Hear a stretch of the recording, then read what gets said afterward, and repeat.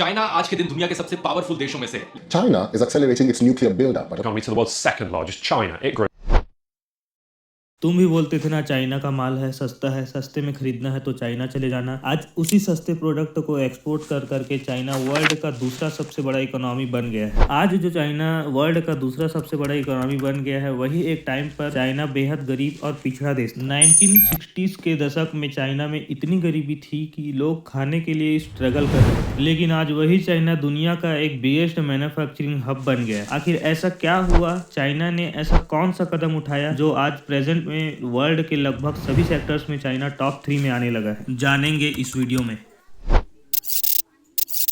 1949 में जब माओ ने चीन में कम्युनिस्ट शासन बनाया, तब चीन सिविल वॉर और गरीबी से जूझ रहा था। 1950-60s के दशक में चाइना में ग्रेट लीप फॉरवर्ड जैसी नीतियां लागू की गई थी, लेकिन इन नीतियों के कारण और भयंकर आर्थिक संकट और अकाल आया। उस समय चाइना का इकोनॉमी बहुत ही कमजोर था, जो कि सिर्फ 30 से 35 बिलियन डॉलर ही था, जिसे प्रेजेंट चाइना के इकोनॉमी से कंपेयर करें तो सिर्फ 0.175% ही है। उस समय चीन में टेक्नोलॉजी लगभग ना के बराबर थी और दुनिया में चीन का इमेज बहुत ही लिमिट में था।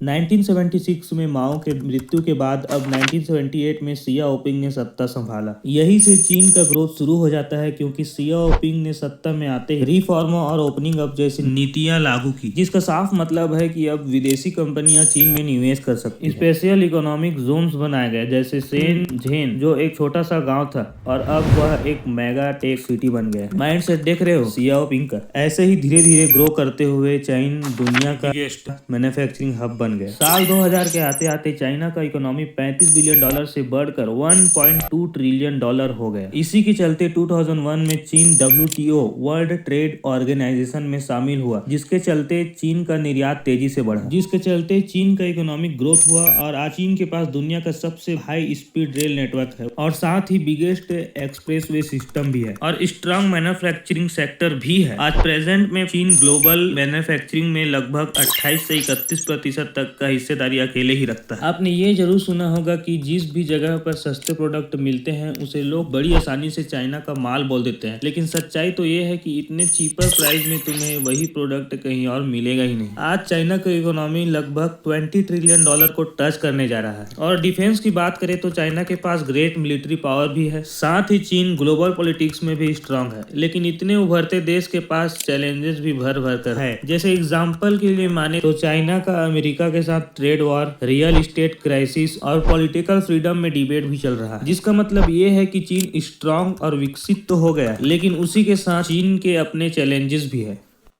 तो वीडियो कैसा लगा? पता है उतना खास नहीं बना है, पर अप्रिशिएट तो कर ही सकते हो सब्सक्राइब करके।